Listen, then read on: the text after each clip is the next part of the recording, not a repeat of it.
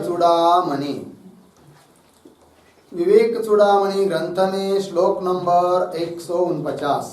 ठीक है जी, श्लोक का उच्चारण करते हैं। नास्त्रैर्न शास्त्रैरनिलेन वह्निना, नास्त्रैर्न शास्त्रैरनिलेन वह्निना, छेत्तुं न शक्यो न च कर्म कोटिभिः, छेत्तुं न शक्यो न च कर्म कोटिभिः, विवेक विज्ञानमासिना विना, विवेक विज्ञानमासिना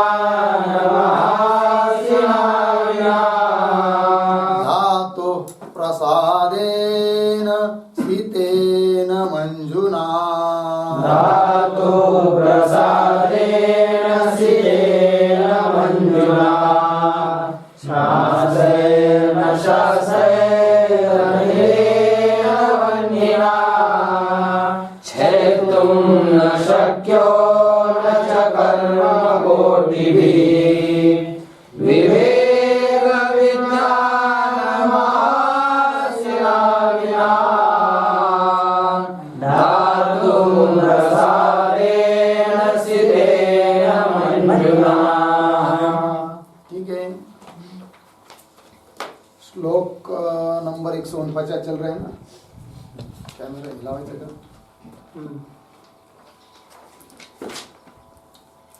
न अस्त्रैः न शस्त्रैः अनिलेन वह्निना, छेत्तुं न च शक्यः न च कर्मकोटिभिः, विवेक विज्ञान महासिना विना, धातु प्रसादेन शीतेन मंजुना। ठीक है, अन्वय देखिए भाई। वाह, कहा गया। तो अंतिम की पंक्ति को पकड़िए। धातु प्रसादेन मिला,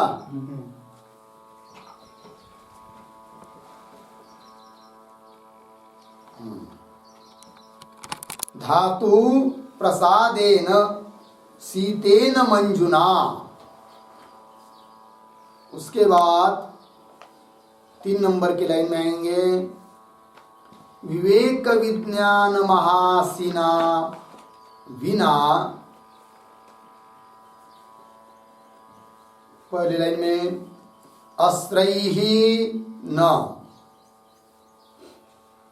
शस्त्रैः न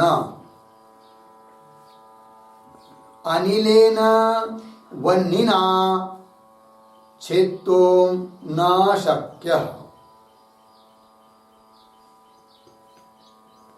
च कर्मकोटिभिः न। ठीक है, चलिए भाई। तो ऊपर बंध का स्वरूप बताया था, बंध का निरूपण किया, वृक्ष का रूपक करके भी बताया है, संसार वृक्ष कैसा है करके। फिर अज्ञान मूलक यह बंध है, नैसर्गिक अनादि अनंत है, ये सब बात बताई थी कल, बराबर। और मूल कारण इसका कौन है जी? अज्ञान है, ये बात कहा था, कही थी। ठीक है जी। अब इस प्रकार का जो बंध है, उसका उच्छेद, उसका नाश करने के लिए एक ही एक उपाय है, और वह उपाय है कौन सा? स्वस्वरूप का ज्ञान। स्वस्वरूप के अनुभव के बिना इस बंध का नाश, बंध की निवृत्ति, बंध का उच्छेद हो नहीं सकता है। फिर स्वस्वरूप का अनुभव लेना पड़ेगा, अर्थात ब्रह्म स्वरूप का, अपने स्वरूप का ज्ञान संपादन करना पड़ेगा, क्योंकि अज्ञान का कार्य है बंध, और उस अज्ञान की निवृत्ति ज्ञान से ही होगी। तो ब्रह्मात्मैक्य ज्ञान के बिना बंध की निवृत्ति होगी नहीं, और वह ब्रह्मात्मैक्य ज्ञान किससे उत्पन्न होगा फिर? तो उत्पन्न होता है दृढ़तर विवेक से। अत्यंत मजबूत ऐसे विवेक से ज्ञान उत्पन्न होता है, वो अनुभव उत्पन्न होता है। और वह विवेक भी परमेश्वर के अनुग्रह के बिना हो नहीं सकता। भगवान का अनुग्रह चाहिए और अपने अंतःकरण की भी कृपा चाहिए, तब जाकर वो विवेक उत्पन्न होगा। और उस दृढ़तर विवेक के द्वारा स्वस्वरूप का अनुभव होगा, साक्षात्कार होगा, तब जाकर अज्ञान नष्ट होगा, है कि नहीं? और अज्ञान नष्ट होगा तो अज्ञान का कार्य जो बंध वो भी निवृत्त हो जाएगा, जो कि सभी जीवों के लिए अत्यंत दुख के लिए, अनर्थ के लिए कारण है। कौन? बंध। और उसका स्वरूप भी बताया था। क्या स्वरूप है बंध का? अनात्मा ऐसे जो देहादिक, उसमें अहम बुद्धि, यही है क्या? बंध है। और उसका मूल कारण है कौन? अज्ञान। फिर अज्ञान की निवृत्ति के लिए चाहिए ज्ञान, साक्षात्कार, उसके लिए चाहिए दृढ़ विवेक, उसके लिए चाहिए भगवान का अनुग्रह, तभी ये सब होगा। इस बात का स्पष्टीकरण करने के लिए श्लोक आया है। तो देखते हैं एक एक शब्द को। धातु प्रसादेन शीतेन मंजुना, ठीक है।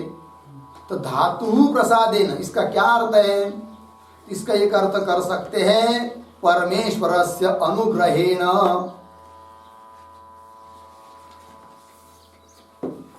परमेश्वरस्य अनुग्रहेण। धातु धाता ब्रह्मदेव अर्थात परमात्मा, भगवान लेना है। तो परमेश्वरस्य अनुग्रहेण, प्रसादेन का मतलब अनुग्रहेण। क्यों?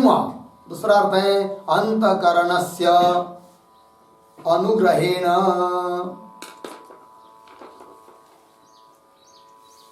सबकी कृपा होगी और अपने अंतःकरण की कृपा नहीं होगी तो भी काम नहीं चलने वाला है, ठीक है। सब कुछ अनुकूल है किंतु अंतःकरण मान ही नहीं रहा है कि नहीं?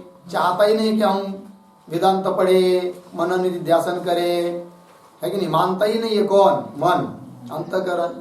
वो बार बार यही चाहता है, चलो आज भेलपुरी खाएंगे, कल कचौड़ी खाएंगे, परसों पानी पूरी खाएंगे, बार बार बाहर की ओर दौड़ रहा है। तो ऐसा मन के द्वारा क्या कुछ काम होगा? नहीं। तो क्या चाहिए? धातु का अर्थात परमात्मा का कि वह अंतःकरण का अनुग्रह होना आवश्यक है। लिख रहे धातु प्रसादेन शीतेन मंजुना। शीतेन, शीतेन का शब्द का अर्थ है तीक्ष्णेन, तीक्ष्णेन बराबर दृढ़ेन।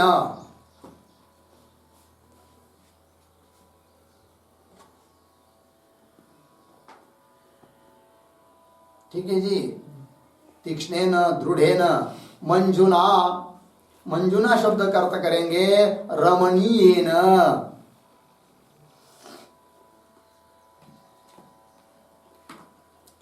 अब ये शीतेन और मंजुना ये किसके विशेषण है भाई? तो आगे विवेक विज्ञान महासिना, किसके? ठीक है जी। देखिए भाई, तो विवेक विज्ञान महासिना का मतलब क्या है? तो उसका भी अर्थ लिखेंगे विवेकात बराबर आत्मानात्म विवेचनात्।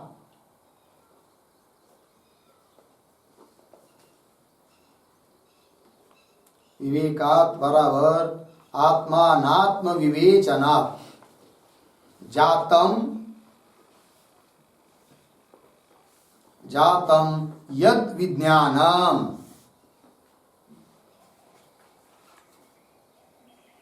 जातम यद विज्ञानम बराबर ब्रह्म साक्षात्कार।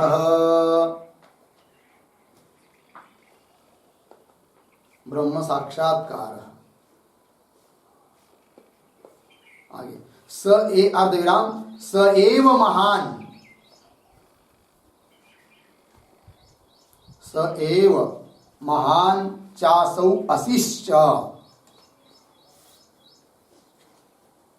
महान चासौ अशिश्च बराबर खड्ग।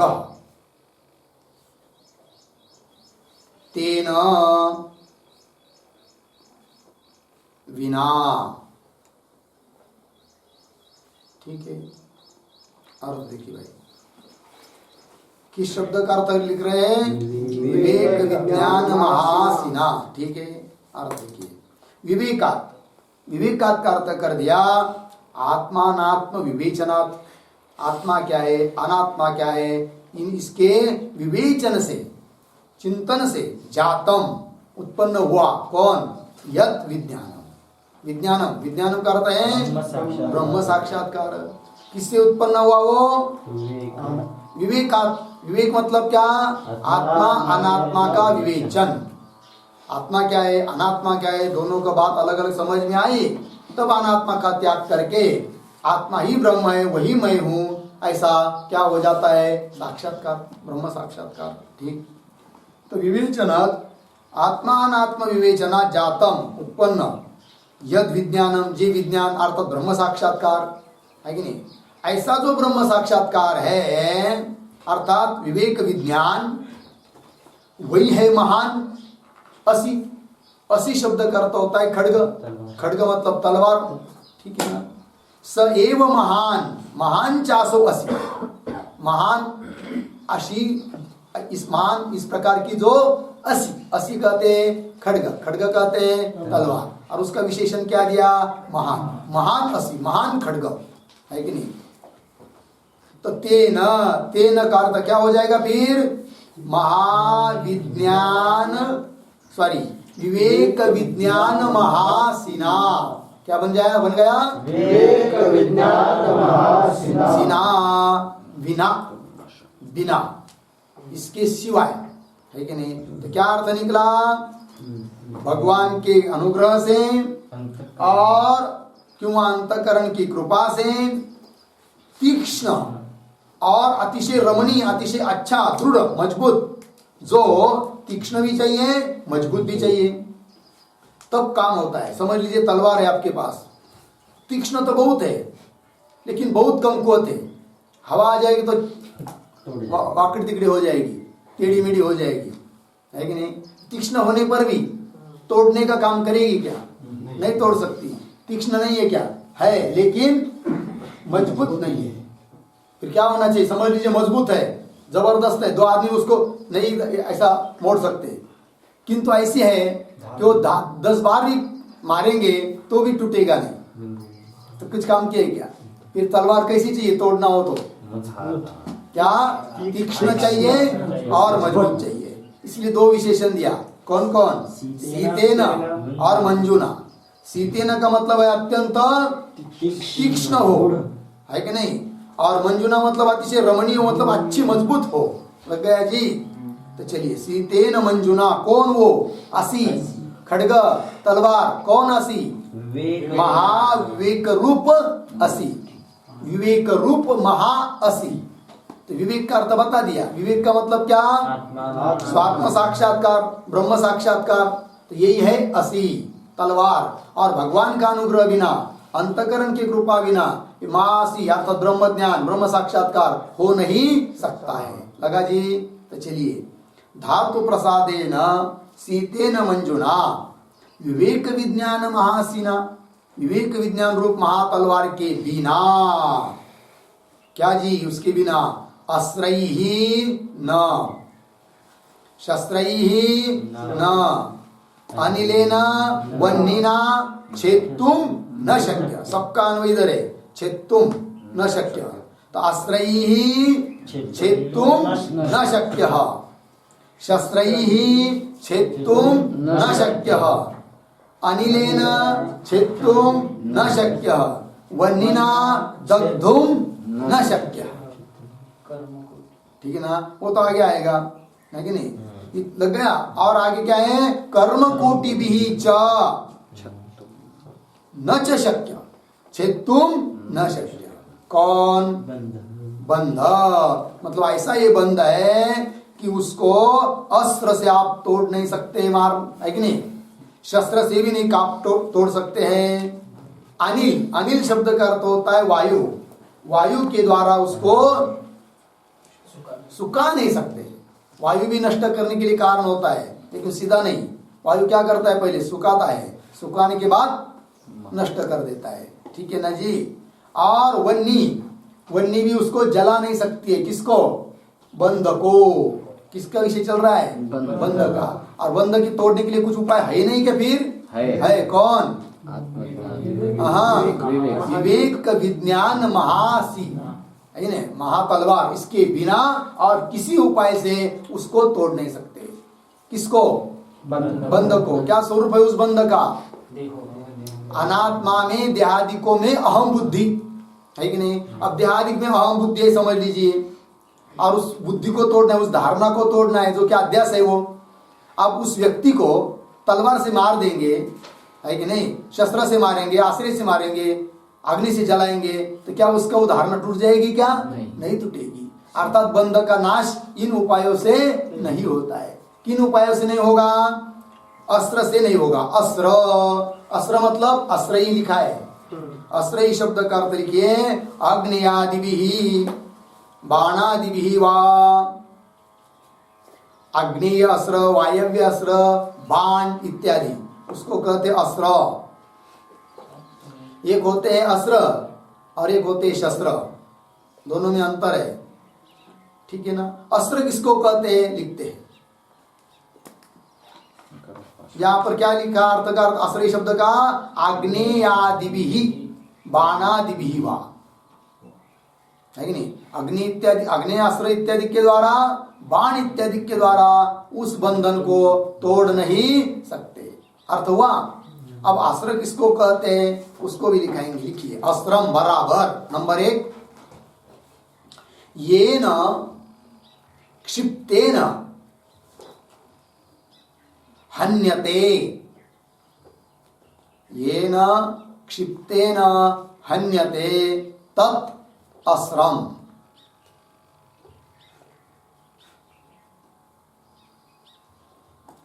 ठीक। नंबर 2, मंत्राभिमंत्रितम, मंत्राभिमंत्रितम अस्त्रम, ठीक है। देखिए भाई, ये न क्षिप्तेन हन्यते, फेंक दिया उससे मर जाता है, तो फेंकने वाले जो होते उसको क्या बोलेंगे, अस्त्र। फेंक दिया तो वापस नहीं आएगा आपके पास। जैसे उदाहरणार्थ बंदूक से गोली चलाई तो गोली वापस आएगी क्या, नहीं आएगी, तो वो अस्त्र में आएगी फिर, ठीक है ना जी। इस प्रकार के होते आग्नेयास्त्र, बाण छोड़ दिया तो गया तो वापस आता नहीं, इसलिए बाण भी किस में आएगा, अस्त्र में, ठीक है। और दूसरा होता है शस्त्र, तो शस्त्र क्या है, शस्त्र की व्याख्या शस्त्रम बराबर येन करधृतेन हन्यते, येन करधृतेन हन्यते तत् शस्त्रम।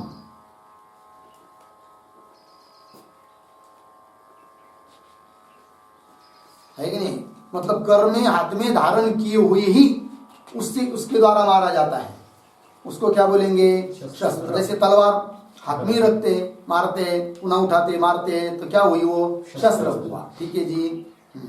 और अस्त्र के बारे में एक लिखा था मंत्राभिमंत्रितम, वो जो आग्नेयास्त्र आदि छोड़ जाते हैं ना, वायव्यास्त्र, आग्नेयास्त्र, ब्रह्मास्त्र, उसको मंत्र भी उस पर उसके साथ रहते हैं, हाँ, तो मंत्र बोलकर वो छोड़े जाते हैं, तो वो हो गए सब क्या, अस्त्र तो हो गया। तो चलिए अस्त्रैहि न शस्त्रैहि, शस्त्रैहि शब्द से लेंगे लोहमयैहि खड्गादिभिः,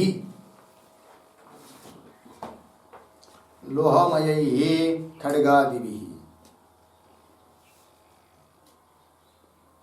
ठीक है। लोखंड, लोह इत्यादि से बने हुए, हो सकता है पीतल का भी हो, है नहीं, लोह शब्द के वो सब अर्थ है। तो लोह इत्यादि से जो बना हुआ रहता है और जिसको हाथ में रख कर ही मारते हैं, ठीक है ना जी, तो उसको क्या बोलेंगे, शस्त्र, ठीक है। तो अस्त्रहीन, शस्त्रहीन, अनिलेन, इसका अर्थ लिखिए, अनिलेन बराबर वायुना।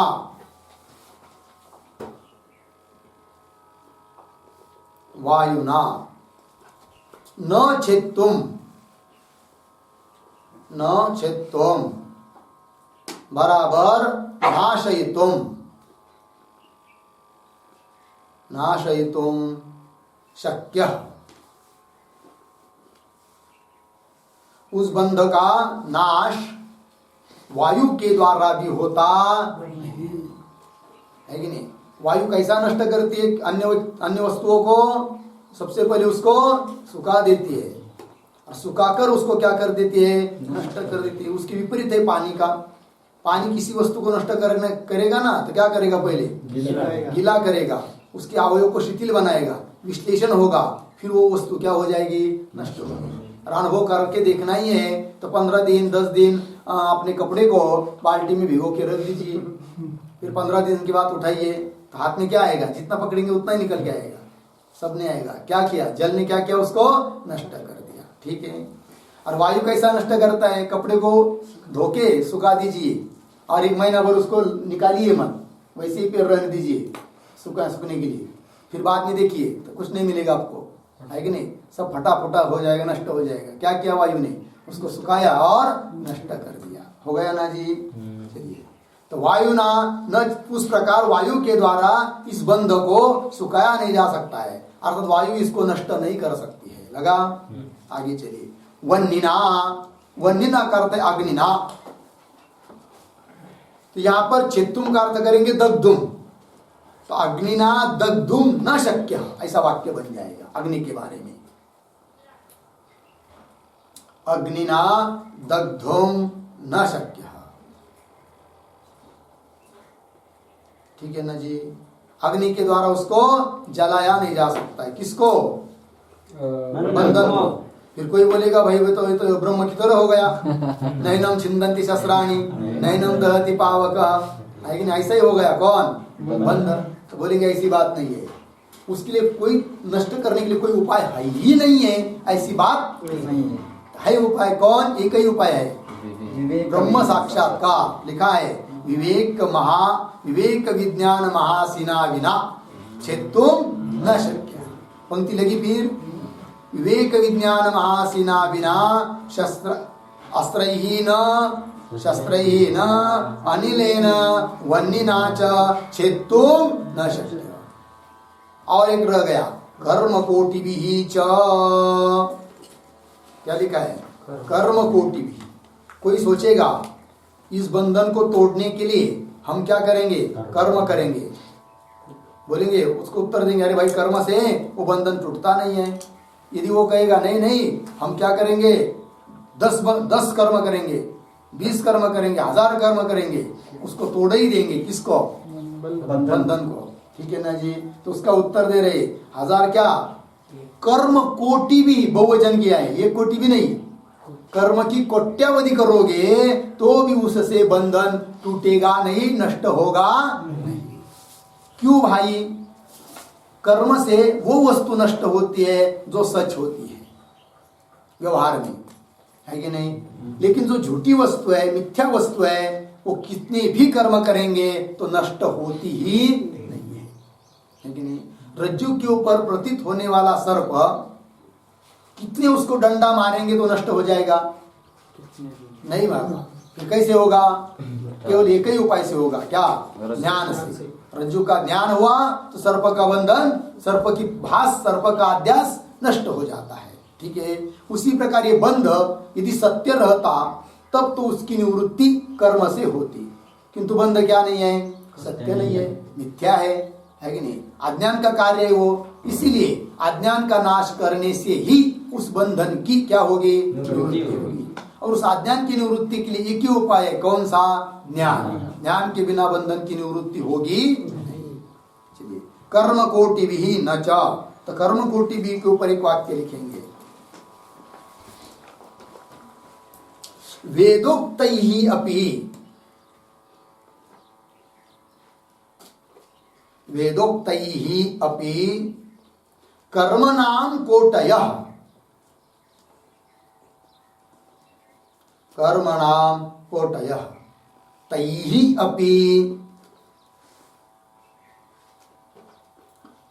अपि न नाशयितुं शक्यः अयं बन्धः। तैहि अपि न नाशयितुं शक्यः अयं बन्धः। पूर्णविराम। अज्ञानमूलकत्वात्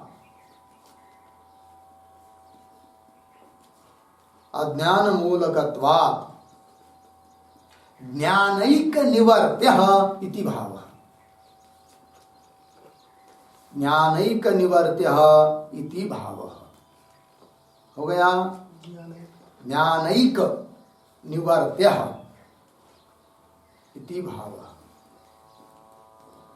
अर्थ देखिए भाई, वेदोक्त अपि कर्मणाम कोटयः है कि नहीं? वेदोक्त कर्म करेंगे और वो भी कोट्यावधि करेंगे तो भी उनके द्वारा न नाशयितुं शक्यः कौन? अयम।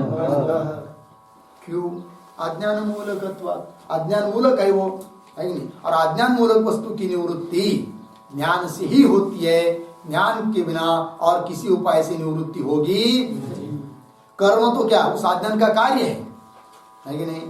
तो अज्ञान का कार्य वो जो कर्म, उस कर्म के द्वारा अज्ञान नष्ट हो नहीं सकता, क्योंकि उन दोनों में विरोध है ही नहीं है। ज्ञान का और अज्ञान का विरोध है, कर्म और अज्ञान का विरोध नहीं है, क्योंकि अज्ञान का कार्य है कौन? कर्म। कर्म का कारण है कौन?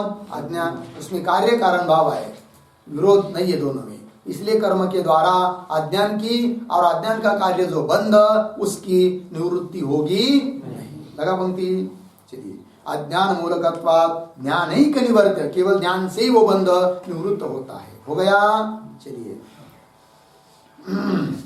इस श्लोक के आधार पर एक वाक्य लिखेंगे।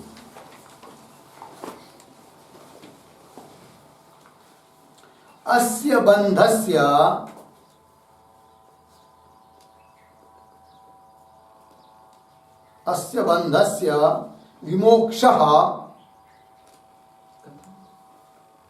विमोक्षः ईश्वर प्रसाद जनित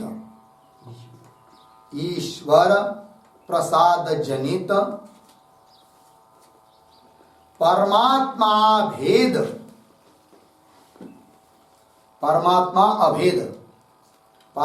अभेद साक्षात्कारात्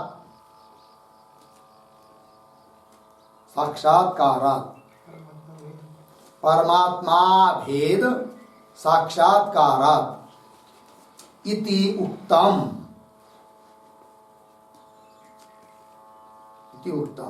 आगे उद्धरण चिन्ह में कथम विमोक्षः इति अस्य प्रश्नस्य उत्तरम्।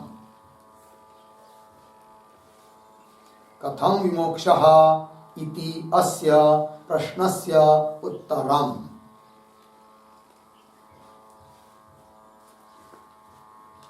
हो गया? चलिए भाई, अर्थ तो जो पीछे श्लोक नंबर 51 में बहुत सारे प्रश्न पूछे थे शिष्य ने, उसमें ये भी एक प्रश्न था, कथम विमोक्ष, मोक्ष कैसा होगा? तो उसका उत्तर दे दिया यहाँ पर इस श्लोक में। अस्य बंध से विमोक्ष, इस बंध का विमोक्ष, इस बंधन से छुटकारा किससे होता है? ईश्वर प्रसाद जनित। ईश्वर की प्रसाद चाहिए, अंतकरण की भी कृपा चाहिए, गुरु की कृपा चाहिए, शास्त्र की कृपा चाहिए, इन सब की कृपा चाहिए। ईश्वर प्रसाद जनित जो परमात्मा भेद साक्षात्कार, परमात्मा के साथ अभेद रूप साक्षात्कार है कि नहीं? अभेद ज्ञान, ठीक है जी।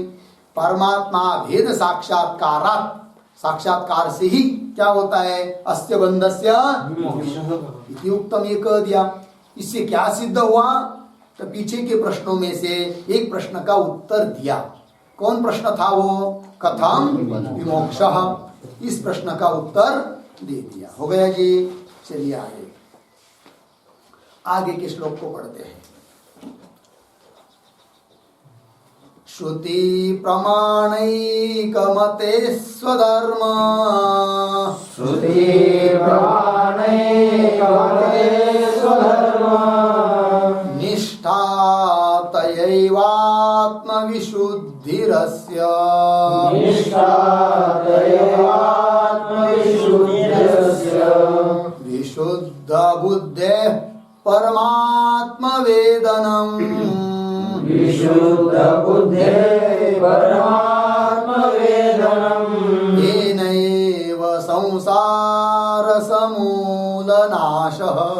तेनैव संसारसमूलनाशः श्रुतिप्रमाणैकमते स्वधर्म निष्ठातयैवात्मविशुद्धिरस्य विशुद्धबुद्धेः परमात्मवेदनम् तेनैव संसारसमूलनाशः श्रुति प्रमाणैकमतेः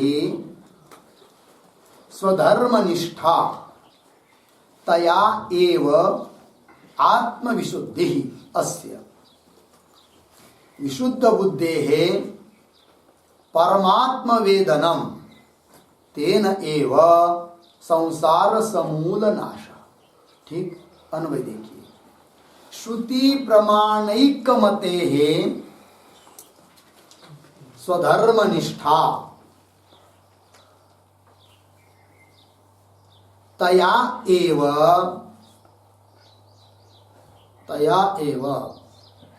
अस्य आत्मविशुद्धि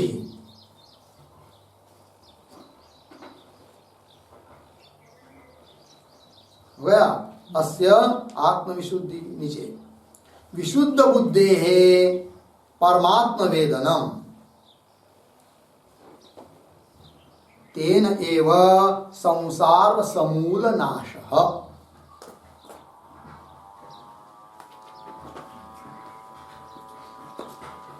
हो गया, ध्यान दीजिए भाई। अब अभी के श्लोक में हम लोगों ने जब पढ़ा है, क्या पढ़ा है जी? न च कर्म कोटि भी इत्यादि का है। मतलब वैदिक कर्म ही क्यों न हो, वेद के द्वारा बताया हुआ ही कर्म क्यों न हो, और एक दो नहीं, उस वेद में बताए हुए जितने यज्ञ यागादिक है सबका अनुष्ठान कर लिया हो, कर रहे हो, और वो भी एक बार नहीं बार बार करा रहे हो, तो भी बंधन, उस कर्म से बंधन का नाश होगा नहीं, ये कहा श्लोक नंबर 149 में, बराबर। तब किसी पूर्व पक्षी को शंका होगी, इसका मतलब ये होता है कि वैदिक कर्म कुछ काम का है नहीं है कि नहीं? क्योंकि उससे तो बंधन का नाश होगा नहीं, उसको त्याग देना चाहिए, फिर क्यों उसका अनुष्ठान करें, उपेक्षा कर दो उसकी, है कि नहीं? ऐसा कोई समझेगा तो वो न समझे, इसलिए अब कह रहे हैं कि भाई ऐसी ये बात तो सही है कि वेदोक्त हो चाहे स्मृतियुक्त हो, कोई भी कर्म हो और कितने भी बार बार किया हो तो उससे बंधन टूटेगा नहीं, नष्ट होगा नहीं, ये बात तो सही है। इसका मतलब ये भी नहीं है कि कर्म की उपेक्षा करनी चाहिए, उसका अनुष्ठान करना ही नहीं चाहिए। उलट तो ये सिद्धांत है, यदि वैदिक कर्मों का अनुष्ठान नहीं करेंगे तो यो ब्रह्मात्मैक्य ज्ञान होगा ही नहीं, और ब्रह्मात्मैक्य ज्ञान होगा नहीं तो बंधन से छुटकारा भी होगा नहीं, बंधन का नाश नहीं होगा। ध्यान दीजिए, कहने का तात्पर्य बंधन का नाश करने के लिए क्या चाहिए? ब्रह्मात्मिक साक्षात्कार, ब्रह्म साक्षात्कार चाहिए। ठीक है, उस ब्रह्म साक्षात्कार के लिए क्या चाहिए? अंतःकरण की शुद्धि। शुद्ध अंतःकरण में ही ब्रह्म साक्षात्कार होता है, और उस अंतःकरण की शुद्धि के लिए अनुष्ठान करना पड़ता है, किसका? कर्मों का, है कि नहीं? इसका मतलब कर्म बिल्कुल उपेक्षणीय है ऐसी बात नहीं है, अर्थात कर्म करने पड़ेंगे। हाँ, उन कर्मों का अनुष्ठान यदि सकाम बुद्धि से करते हैं तो उससे अंतःकरण शुद्ध नहीं होगा। फिर क्या होगा? तो जिस भावना से, जिस कामना के लिए उस कर्मों को कर रहे हैं, अथवा उस कर्म का विधान जिस फल के लिए बताया है, उस फल को मन में रखकर उस कर्मों को करते हैं तो कदाचित वो फल मिल जाएगा। स्वर्ग कामो यजेत, स्वर्ग प्राप्ति की इच्छा से यदि उस दर्श पूर्णमास आदि आप करेंगे तो उसके अनुष्ठान से आपको कदाचित स्वर्ग मिल जाएगा, कदाचित क्या मिल ही जाएगा, है कि नहीं, यथोक्त रूप से करेंगे तो उसमें कोई संदेह नहीं है।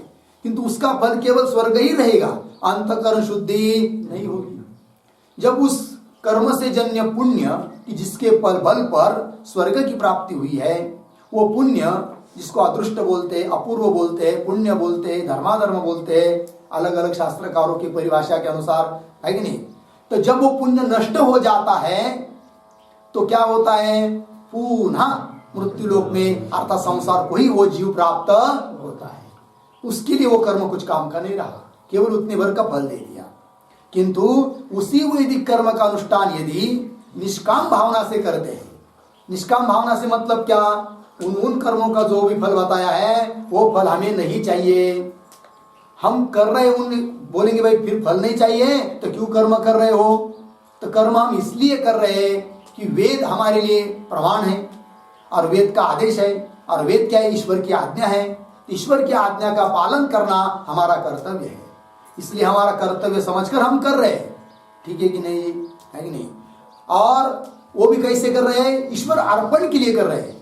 और वो करते समय में भी मैं कुछ कर रहा हूं, मैं कुछ करने वाला हूं, ऐसा अभिमान हम धरेंगे नहीं, और फल की भी आसक्ति करेंगे नहीं, फल की आकांक्षा करेंगे नहीं, तो फल की इच्छा नहीं की है और कर्तृत्व का अभिमान नहीं है। ऐसे समय जो कर्म का अनुष्ठान होता है उसको बोलते निष्काम कर्म का अनुष्ठान हुआ। और ऐसा निष्काम रूप से कर्म का अनुष्ठान करेंगे तो उससे क्या होगा, अंतःकरण की शुद्धि होगी। और शुद्ध अंतःकरण में क्या होता है, ज्ञान, ब्रह्म साक्षात्कार होता है। और ज्ञान हुआ तो अज्ञान की निवृत्ति होती है, और अज्ञान की निवृत्ति हुई तो अज्ञान का कार्य जो बंध नष्ट हो जाता है, और बंध नष्ट हुआ तो बंधन का कार्य जो दुख, वो दुख भी पूर्ण रूप से नष्ट हो जाता है। तो दुख नष्ट होना चाहते हैं ना, तो दुख नष्ट करना हो तो क्या करना पड़ेगा जी, दुख का कारण जो बंध, उसकी निवृत्ति करना पड़ेगी। और बंधन निवृत्त हो जाए ऐसा यदि चाहते हो तो क्या करना पड़ेगा, बंधन के निवृत्ति के लिए जो, क्यों बंधन के लिए कारण जो अज्ञान, उस अज्ञान की निवृत्ति करना पड़ेगी, अज्ञान का नाश करना पड़ेगा। और उस अज्ञान की निवृत्ति करना चाहते हो तब क्या करने पड़ेगा, अज्ञान के विरोधी जो ज्ञान, ब्रह्म ज्ञान, उसको संपादन करना पड़ेगा, प्राप्त करना पड़ेगा। और ब्रह्म ज्ञान को यदि प्राप्त करना है तो क्या करना पड़ेगा, उस ब्रह्म ज्ञान प्राप्त करने के लिए जो पात्र, योग्य पात्र चाहिए, वो पात्र योग्य करना पड़ेगा। पात्र को योग्य करना मतलब क्या, अंतःकरण शुद्ध होना चाहिए, क्योंकि शुद्ध अंतःकरण में ब्रह्मात्मैक्य बोध होता है। तो ब्रह्मात्मैक्य बोध प्राप्त करने के लिए अंतःकरण क्या चाहिए, शुद्ध चाहिए। और अंतःकरण शुद्ध चाहिए, उस अंतःकरण को शुद्ध करने के लिए क्या करना पड़ेगा, विहित कर्म का अनुष्ठान करना पड़ेगा। और वो भी अनुष्ठान किस रूप से, निष्काम भावना से अनुष्ठान करना होगा, है कि नहीं।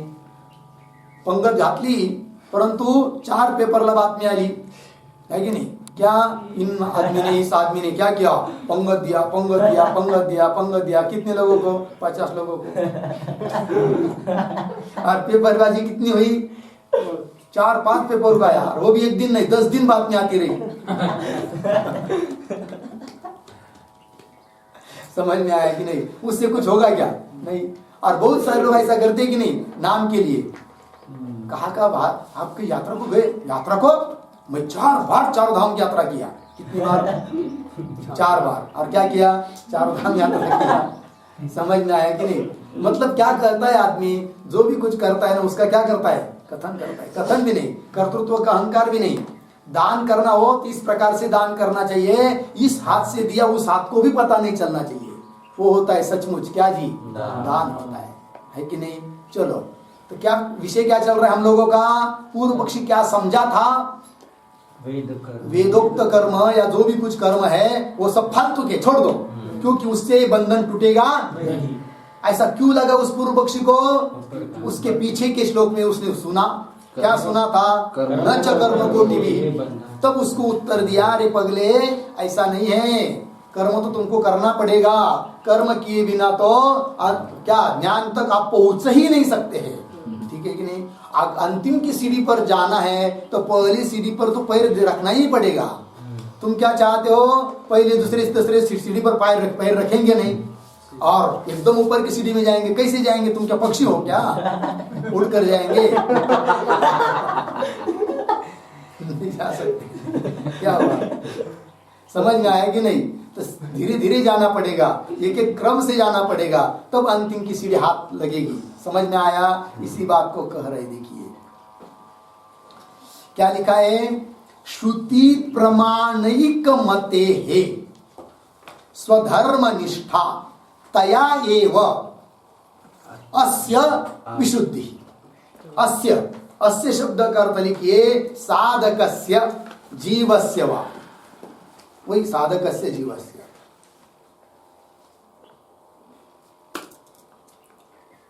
और उसके बाद शब्द आया है आत्मविशुद्धि अन्वय के अनुसार। तो आत्मविशुद्धि का अर्थ लिखिए आत्मनः अंतःकरणस्य, आत्मनः बराबर अंतःकरणस्य, आत्मनः बराबर अंतःकरणस्य विशेषेण शुद्धि,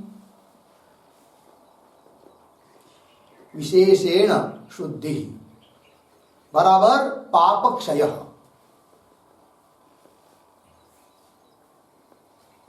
पापक्षय, ठीक है जी। चलिए आत्मविशुद्धि लिखा है ना, आत्मा मतलब चैतन्य रूप आत्मा नहीं लेना है कि नहीं? आत्मन का अर्थ किया, आत्मन का अर्थ किया क्या, अंतःकरणस्य, अंतःकरण की विशुद्धि। विशुद्धि मतलब विशेषेण शुद्धि, विशेष रूप से शुद्धि। शुद्धि मतलब पाप का क्षय, ठीक है ना जी।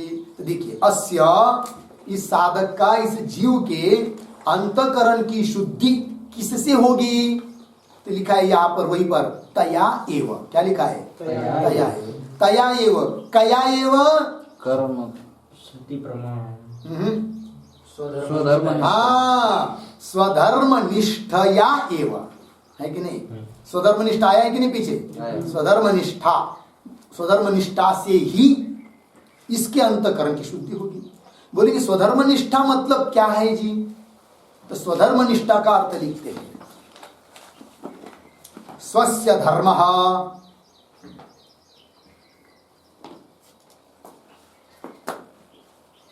बराबर स्ववर्णस्य आश्रमस्य, स्ववर्णस्य आश्रमस्य च विहितः, विहितः कर्मकलापः, विहितः कर्मकलापः स्वधर्मः, विहितः कर्मकलापः स्वधर्मः। हुआ पूर्ण विराम। तत्र निष्ठा, तत्र निष्ठा बराबर नितराम स्थिति, नितराम स्थिति बराबर ऐदम्पर्येण, ऐदम्पर्येण अनुष्ठानम, अनुष्ठानम स्वधर्मनिष्ठा।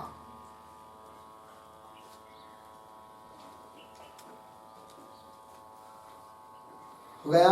देखिए भाई, स्वस्य धर्म, अपना जो धर्म, अपना मतलब किसका? आगे लिख दिया स्ववर्णस्य आश्रमस्य च विहितः, है कि नहीं? 4 वर्ण हैं और 4 आश्रम हैं, बराबर है कि नहीं? कौन 4 आश्रम हैं? ब्रह्मचर्याश्रम, गृहस्थाश्रम, वानप्रस्थाश्रम, संन्यासाश्रम। और 4 है कि नहीं? 4 आश्रम हुए, 4 वर्ण हैं। 4 वर्ण कौन कौन? ब्राह्मण, क्षत्रिय, वैश्य, शूद्र, 4 वर्ण हुए। और ब्रह्मचर्य अधिक 4 आश्रम। और शास्त्र ने हर एक वर्ण के लिए और हर एक आश्रम के लिए, हर एक व्यक्ति के लिए क्या कुछ कर्म का विधान दिया है, उसको कहते फिर स्वधर्म, है कि नहीं? वही लिखा है। देखिए स्ववर्णस्य आश्रमस्य च विहित विधान किया हुआ जो कर्म कला मतलब समुदाय, कर्म का समुदाय, विहित मतलब वेद ने विधान किया हुआ, उस वर्ण के लिए, उस आश्रम के लिए वेद ने कहा हुआ जो कर्म का समुदाय है, कर्तव्य कर्म है, उसको ही कहते हैं क्या? स्वधर्म। है कि नहीं? तत्र निष्ठा, उस स्वधर्म में निष्ठा। निष्ठा मतलब नितराम स्थिति। नितराम स्थिति मतलब क्या? आयदम पर्यन अनुष्ठान, मतलब क्या? बस यही मेरे लिए अनुष्ठान करने के लिए योग्य है, इसी से मेरा कल्याण होने वाला है, ऐसा निश्चय करके उसका अनुष्ठान करना, उसको बोलते क्या? आयदम पर्यन। इदम इत्थम रूपे न, है कि नहीं जी? आयदम पर्यन अनुष्ठान, उसको कहते हैं स्वधर्म निष्ठा। लग गया? अब ध्यान दीजिए। तो स्वधर्म समझ में आया, स्वधर्म में निष्ठा ये भी समझ में आया, और उस निष्ठा से क्या होने वाला है? अंतःकरण की शुद्धि, आत्मा की शुद्धि होने वाली है। आत्मा शुद्धि के लिए क्या चाहिए? स्वधर्म निष्ठा चाहिए। और स्वधर्म निष्ठा चाहिए, अब वो स्वधर्म निष्ठा कब होती है, ये प्रश्न। अपने अपने स्वधर्म में निष्ठा कब होती है? देखिए, स्वधर्म का प्रतिपादन किसने किया है? वेद ने किया है, बराबर है कि नहीं? और हर एक व्यक्ति के लिए अपने अपने स्वधर्म का विधान किसने किया है? वेद ने किया है। अब वेद को मानेंगे तभी वो व्यक्ति मानेगा ये मेरा स्वधर्म है करके, है कि नहीं? और वेद को ही नहीं मानेंगे तो वेद के द्वारा कही हुई बात को मानेगा क्या? नहीं मानेगा। तो सबसे पहले क्या चाहिए फिर वेद के ऊपर? श्रद्धा चाहिए, है कि नहीं? वेद के प्रति श्रद्धा रहेगी तभी स्वधर्म का क्या होगा? अनुष्ठान होगा। और स्वधर्म का अनुष्ठान होगा तो अंतःकरण की शुद्धि होगी, और अंतःकरण की शुद्धि होगी तो ज्ञान होगा, ज्ञान होगा तो अज्ञान की निवृत्ति, अज्ञान की निवृत्ति होगी तो अज्ञान का कार्य बंध नष्ट हो जाएगा, और बंध निवृत्त हुआ तो दुख की निवृत्ति होगी, और दुख की निवृत्ति होगी अर्थात आनंद की प्राप्ति होगी। क्योंकि यह दुख की निवृत्ति मतलब क्या? दुख की निवृत्ति कोई अभाव रूप नहीं है, दुख का अध्यस्त है, उसकी निवृत्ति आनंद है कि नहीं? आनंद रूप ब्रह्म ही है। लग गया जी? तो चलिए मूल में कहाँ आ रहे हैं हम लोग? श्रद्धा, श्रुति के प्रति, वेद के प्रति। तो वही का मते ये लिख दिया है, मिला ना? उसका अर्थ लिखते हैं तब पता चलेगा। श्रुति ही एव प्रमाणम,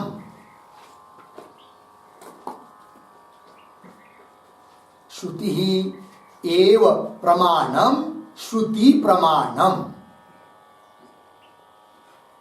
अर्धविराम। तत्र श्रुति प्रमाणे, तत्र श्रुति प्रमाणे एका, एका अनन्यसक्ता, अनन्यसक्ता मुख्या, मुख्या मति ही बराबर बुद्धि, यस्य सह श्रुति प्रमाणैक मति ही, श्रुति प्रमाणैक मति ही तस्य, तस्य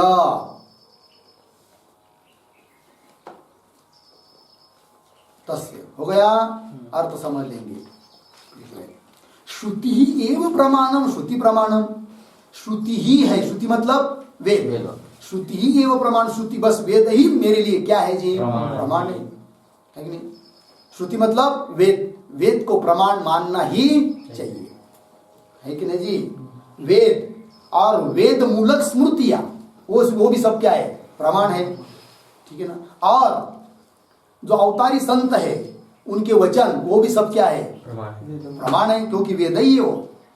जगत गुरु तुकाराम महाराज ने कही हुए सभी अभंग, माऊली ने, ज्ञानेश्वरी, नाथ महाराज, उनका सब वाङ्मय, सभी अभंग, उनका एक एक शब्द भी क्या है जी? एक एक वेद है कि नहीं? इसलिए वो भी सब क्या है हम लोगों के लिए? प्रमाण ही है। हो गया? तो चलिए, श्रुति एव प्रमाणम, श्रुति प्रमाणम। तत्र श्रुति प्रमाणे, ऐसे उस श्रुति प्रमाण में, वाक्य मूल में क्या था शब्द? श्रुति प्रमाणिक मते, इसका विश्लेषण कर रहे। तो श्रुति प्रमाण में, श्रुति प्रमाणे एका का अर्थ कर दिया अनन्य सत्ता, मतलब बिल्कुल भी विचारी नहीं है बुद्धि, है कि नहीं? कोई कहेगा अरे वेद सब ठीक है पर ये वाक्य तो गलत है, वेद में एक कान वाला लगा देना, क्या बोल रहा है वेद के बारे में, तो है कि नहीं? वेद का एक वर्ण अक्षर ह्रस्व दीर्घ भी हम अप्रमाण नहीं मान सकते, और तो कह एक वाक्य भाग्य से समझ में आया। चलिए, तो ये का अनन्य सत्ता, न अन्य सत्ता इति अनन्य सत्ता, लग गया जी, ध्यान दीजिए इधर। ये का अनन्य सत्ता मुख्या, है कि नहीं? मति, एका का अर्थ कर दिया मुख्या, एका का अर्थ कर दिया अनन्य सत्ता मुख्या, ऐसी मति, मति की विशेषण है, ऐसी मति, ऐसी बुद्धि, यस्य जिसकी, उसको कहेंगे क्या? श्रुति प्रमाणिक मति। क्या वाक्य शब्द हुआ? श्रुति प्रमाणिक मति। फिर उसका षष्ठी करेंगे, तस्य श्रुति प्रमाणिक मते है, लग गया? श्रुति प्रमाणिक मते है, इस शब्द के लिए पर्यायवाची शब्द आपको देता हूं, लिखिए। स्वश्रेयसे, स्वश्रेयसे कर्तव्य कर्म विषये, कर्तव्य कर्म विषये श्रुत्यैक शरणस्य इत्यर्थः, श्रुत्यैक शरणस्य इत्यर्थः।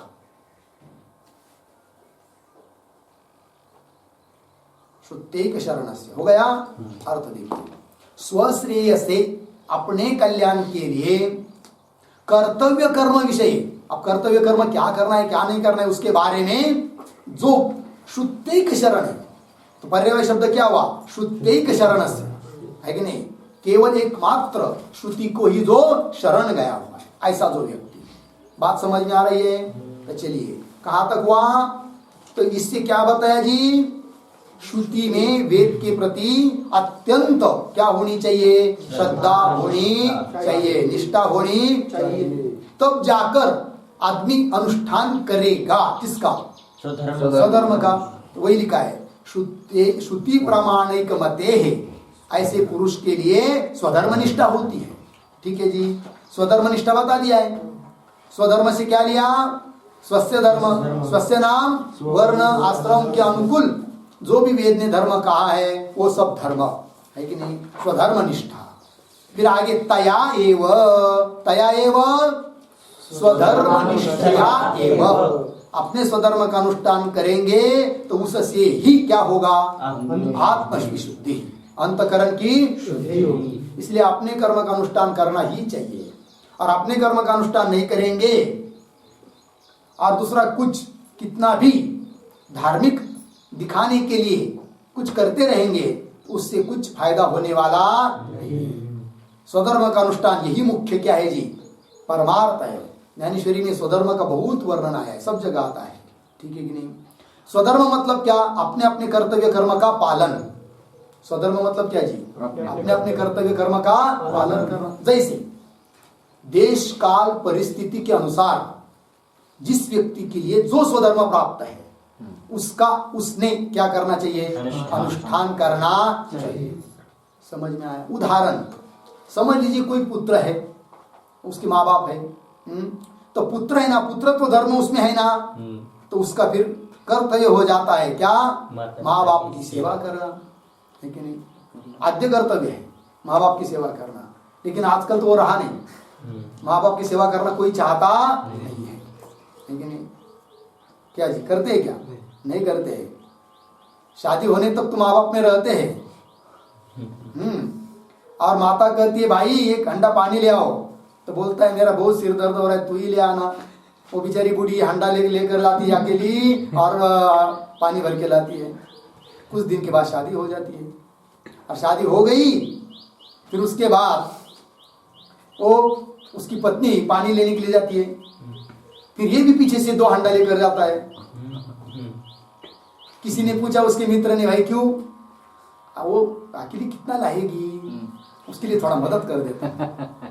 अब उसको अकेली दिखाई दे रही है, और शादी होने के पहले का आई माता का आ गई थी, अकेली नहीं थी क्या? हाँ? कितना आश्चर्य है। अच्छे लोग भी शादी होने के बाद क्या करते हैं, माँ बाप में से अलग हो जाते हैं, है कि नहीं? कोई माँ बाप की सेवा नहीं करता है। और जिन्होंने ये शरीर दिया है, जिन्होंने ये दुनिया दिखाई है, जिनका ये शरीर है, इस शरीर पर अधिकार हक किसका है? अपना नहीं है। समझ लीजिए जन्म होने के बाद उस माँ ने फेंक दिया होता गटार में, तो क्या हम दुनिया को देख पाते? नहीं देख पाते ना। तो उसने क्या किया है? पालन किया, लालन किया, इतनी हमारी सेवा की, गंदगी से भरी हुई हमको धोया, नहलाया, बढ़ाया, बीमार हुए तो दवा पानी की, इतना सब किया है किसने? उस माँ ने। और ये बोलता है बड़ा होने के बाद माँ बाप को, हमारे लिए तुमने क्या किया? जैसे आकाश के गिर गए, आकाश के गिर गए। क्या बताए इसके लिए, ऐसे मूर्ख के लिए? समझ में आया कि नहीं? इसलिए माँ बाप की सेवा अत्यावश्यक है, चाहे कुछ भी हो जाए, है कि नहीं?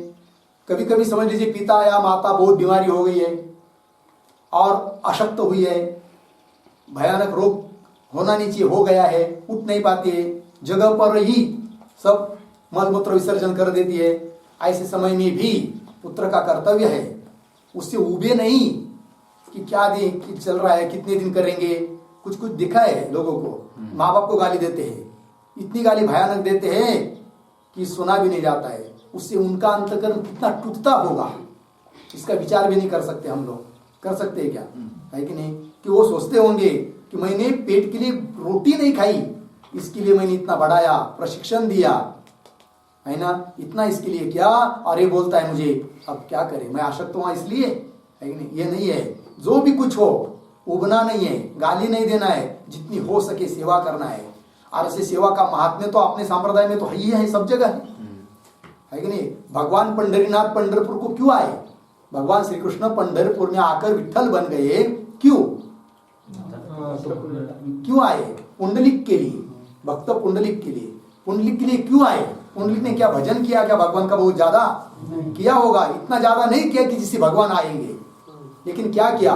माँ बाप की सेवा की, इतनी सेवा की, इतनी सेवा की कि उसका परिणाम स्वरूप भगवान को आना पड़ा। समझ में? ऐसे कई उदाहरण है इतिहास में, जाने दीजिए, ज्यादा हम नहीं बोलेंगे। कहने का तात्पर्य ये कह रहा था मैं कि जिस देश काल परिस्थिति को लेकर जिस व्यक्ति के लिए जो कर्तव्य कर्म प्राप्त हुआ है उसका क्या होना चाहिए? अनुष्ठान। कि पुत्र का कर्तव्य बताया। अब समझ लीजिए बाप है तो बाप में उसमें जनकत्व धर्म है, तो उसका भी तो कुछ कर्तव्य है, फिर उसका कर्तव्य वो करता है, करना भी चाहिए। जैसे उसका क्या कर्तव्य है जी? तो अपना जो पाल्य है, जिसका पालन हम लोगों को करना है, अपने बच्चों को बढ़ाना, उनको संस्कार देना, उनको प्रशिक्षित करना, ये माँ बाप का क्या होता है? कर्तव्य होता है। और माँ का भी क्या है? वही कर्तव्य है, अपने बच्चों को बढ़ाना, उसको प्रशिक्षित करना, आदि आदि आदि करके करके लग गया जी। हर एक व्यक्ति के लिए बताया है कर्तव्य कर्म। समझ लीजिए कोई डॉक्टर है तो उसका कर्तव्य कर्म क्या है? केवल दूसरे के जेब में से नोट किस तरह से हमारे जेब में आ जाए, इतने लिए ही व्यापार करना, ये उसका कर्तव्य है क्या? नहीं। उसका कर्तव्य क्या है? तुम पढ़े हो, भले तुमको पढ़ने के लिए बहुत सारा खर्चा भी आया हो, बात सही है, किंतु पेशेंट को अपना बच्चा समझकर, बालक समझकर उसकी शुश्रूषा करना, उसके कल्याण की बात सोचना। ज्यादा पैसा नहीं, पैसा लो लेकिन उतना ही लो कि जितना आवश्यक है, मतलब थोड़ा बहुत मुनाफा कमाओ। ऐसा नहीं है कि 2 रुपए के लिए और बेचो 20 रुपए में, ये गलत करेंगे तो पाप होगा, पुण्य तो दूर रहा। अपने ही धर्म से अपना उत्कर्ष हम लोग सोच सकते हैं। वकील है तो उसका स्वधर्म क्या है? उसने सोचना चाहिए तुम्हारी केस हमारे पास आ रही है, कुछ सत्यता है, सच हो तब मेरे पास आओ, झूठ हो तो जाओ उधर जाओ, हम आपकी केस नहीं लेंगे। कर्तव्य है।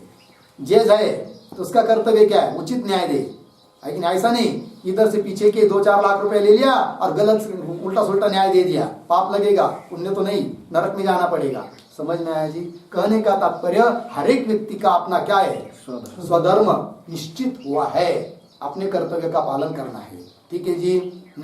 सुन भाई आ गई घर में तो उसका कर्तव्य क्या है? फिर सास ससुरे को माँ बाप की तरह सेवा करना, ये उसका कर्तव्य है। और सास का कर्तव्य होता है अपने बहू को अपने पुत्री की तरह संभाले, लेकिन उल्टा हो गया है, बहुत झगड़ा चलता है आजकल, अलग अलग हो जाते हैं। समझ में आया? जाने दो, इसका विस्तार करेंगे तो बहुत हो जाएगा, हर एक व्यक्ति का धर्म बताते बताते। जब आप लोगों को कोई प्रवचन करना हो इस श्लोक को लीजिए, हाँ और 4 दिन 10 दिन उस पर बोलते रहिए, लोगों को भी खुशी होगी, उनको भी कल्याण होगा। स्वधर्म का पालन करने लग जाएंगे तो उसका अंतःकरण शुद्ध हो जाएगा। ठीक है ना जी? चलिए भाई, तो हो गया। श्रुति प्रमाणिक मते है स्वधर्म निष्ठा, जिसकी श्रुति पर वेद पर श्रद्धा है वही स्वधर्म में, अपने स्वधर्म में निष्ठा उसकी हो सकती है, और उसके द्वारा उसका अंतःकरण क्या होगा? शुद्ध होगा। और अंतःकरण शुद्ध होगा तो क्या होगा? फिर आगे लिखा है, आगे क्या लिखा है? विशुद्ध बुद्धि है परमात्म वेदनम, जिसका बुद्धि शुद्ध हुई है उसके लिए परमात्म वेदनम, परमात्मा का साक्षात्कार हो जाता है। और तेन एव कर्तरी किए परमात्म वेदनेन एव,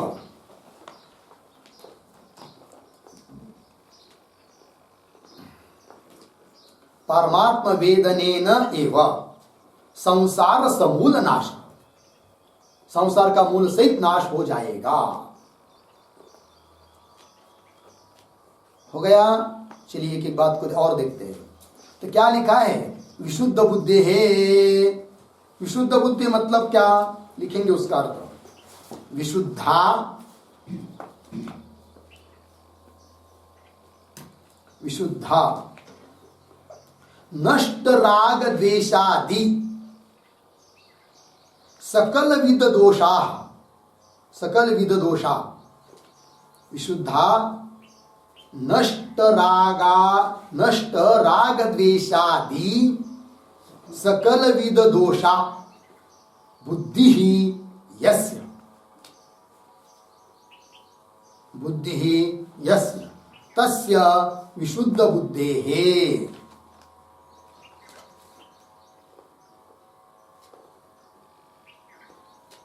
तस्य विशुद्ध बुद्धि। हो गया जी? अर्थ देखिए, विशुद्धा, विशुद्ध कौन? बुद्धि ही। बुद्धि विशुद्ध होना मतलब क्या? नष्ट राग द्वेषादि सकल विद दोषा, राग द्वेष इत्यादि समस्त दोष नष्ट हुए हैं जिस बुद्धि के, ऐसे बुद्धि को कहेंगे क्या जी? विशुद्धा बुद्धि। यस्य, और ऐसी बुद्धि है जिसकी, उस व्यक्ति को कहेंगे क्या? विशुद्ध बुद्धि है, पुरुषस्य, है ना? आगे विशुद्ध बुद्धि है परमात्म वेदनम, उसको ही क्या होता है? परमात्मा का साक्षात्कार। परमात्म वेदन मतलब ब्रह्म साक्षात्कार। ठीक है ना जी? परमात्म वेदनम, ब्रह्म साक्षात्कार। बोलेंगे परमात्मा का साक्षात्कार विशुद्ध बुद्धि वाले को ही होता है, इसके लिए प्रमाण क्या? तो प्रमाण दे रहे हैं। प्रमाण यहां नहीं दिया है, बता रहा हूं, गीता बताती है। ज्ञानम उत्पद्यते पुंसाम क्षयात् पापस्य कर्मणः, गीता का है ना? नहीं कहा का है, देख लीजिए बाद में। ज्ञानम उत्पद्यते पुंसाम क्षयात् पापस्य कर्मणः, ये प्रमाण है। पापस्य कर्मणः क्षयात् पुंसाम ज्ञानम उत्पद्यते, वाक्य बताता हूं पुनः। ज्ञानम उत्पद्यते पुंसाम, ज्ञानम उत्पद्यते पुंसाम क्षयात् पापस्य कर्मणः। हो गया? तो अर्थ क्या हुआ? पापस्य कर्मणः क्षयात् पुंसाम ज्ञानम उत्पद्यते, पाप कर्म का क्षय होने से, नष्ट होने से पुरुष को ज्ञान उत्पन्न होता है। इति प्रमाणानुसारेण, इस प्रमाण के अनुसार विशुद्ध बुद्धे परमात्म वेदनम भवति। ठीक है? चलिए आगे। परमात्म वेदनम तेन एव संसार समूल नाश, है कि नहीं? संसार समूल नाश, इसका विग्रह लिखिए। समूलम नाश, समूल नाश, समूलम नाश, समूल नाश, अर्धविराम। संसारस्य समूल नाश, संसार समूल नाश।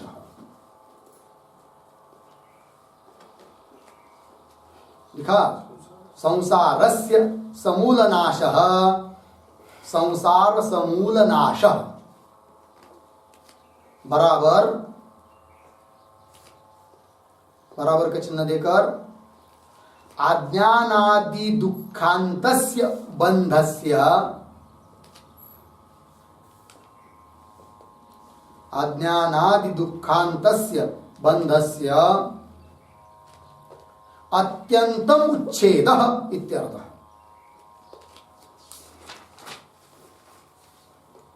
अत्यन्तम उच्छेदः इत्यर्थः। हो गया जी। अर्थ देखिए भाई, समूलम नाश, समूल नाश, मूल सहित नाश को बोलते हैं समूल नाश। संसारस्य समूल नाश, संसार मूल नाश, मूल सहित संसार का नाश। मतलब क्या, मूल कौन है संसार का? अज्ञान। और अंतिम छोर क्या, कौन सा संसार का? दुख। तो वही लिखा अज्ञानादि दुखांतस्य बंधस्य, अज्ञान से लेकर दुख तक इस समस्त बंध का अत्यंत उच्छेद हो जाता है। किससे?